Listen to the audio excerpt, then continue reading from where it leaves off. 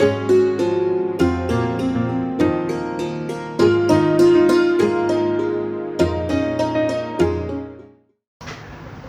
Rod Fleming here, and we're going to talk a little bit about Caitlyn Jenner because she's always entertaining, isn't she? Before we do that, please remember to like and share the video. Please send some little small amount of money to one of the links that I will send you. It's PayPal, Patreon. Become a Patreon member, it's really worth it. Buy me a coffee, Ko-fi. You can just buy me a coffee. It's nice of you. There's a GoFundMe. Please use one of these to help out a little bit. Now, Caitlyn Jenner. You probably know, especially if you're American, that Caitlyn Jenner is now running for the governorship of California, which I think that some people thought was just absolutely fantastic. You know, here we have a trans woman that will be so wokest. If they thought that, they didn't know Caitlyn, who's very conservative. And she says that she is elected as governor, she will kick wokeism out of California. And I think everybody with the right mind would agree that that's exactly what needs to happen. Whether or not she'll get a chance to do it is another question. Now, Caitlyn, as you will recall, a number of years ago, 2015 I believe, transitioned fully after years of, she was undergoing gender therapy before she met her then wife, Kim. And she had a history of fetishistic cross-dressing. She finally transitioned fully in 2015. And, all I can say is good luck to her. She's got the money to make that work, so, that's fine. I don't have an issue with that. I do have an issue with the reaction to Caitlyn because Twitter is a cesspit. It's a horrible, horrible place. And just going there is enough to make you feel kind of queasy and sick. It's so full of hypocrites and awful SJW people, wokeism. But they're in a real problem, you see. They've got a real problem because they really want to slam Caitlyn. They really want to stick it to her, but she's trans. So they got a problem. They got a real problem because being trans makes Caitlyn in a protected class. You're not allowed to criticise trans people because they're protected. And, even the fact that she's white doesn't remove all of that protection. A straight white guy, basically you've got no bloody chance on things like that anymore. They just, anti-white racism is a huge thing.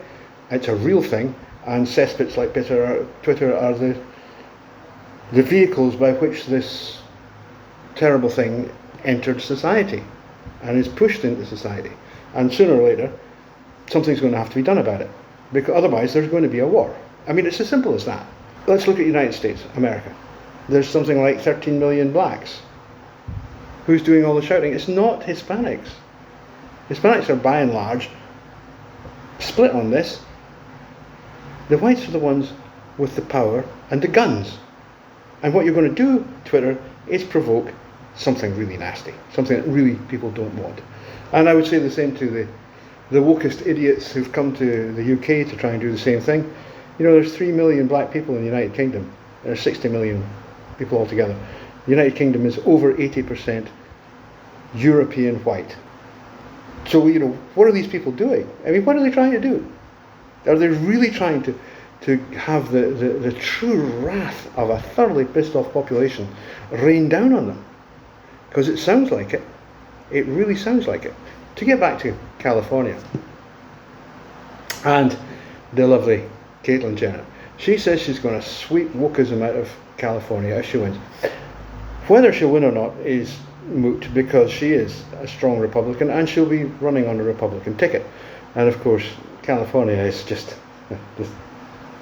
it's just a sewer. It's a terrible place. It's absolutely full of wokists. And the decent people are fleeing to other states in their thousands because why would you live in a place like that? But it will be interesting if she does. And I have to take my hat off to her and say, well, go for it. Absolutely go for it. I'll support you.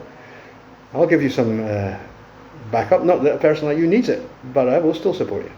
You may be autogynephilic, You may be a lot of things, but the kind of things that you're saying are reasonable. You're saying that, you know, male-born athletes shouldn't compete in women's sport. And here's a person who would really know about that, because this is a former Olympian. He was the best of the best as a guy, and he knows, he absolutely knows how unfair it would be, or it would be for him, you know, a little bit younger perhaps, to compete directly against women. It's like, the woman's like a barn door. She's a big woman. She knows how unfair it is, so she's going to make that part of her platform. She's going to attack wokeism, and that has to be a good thing.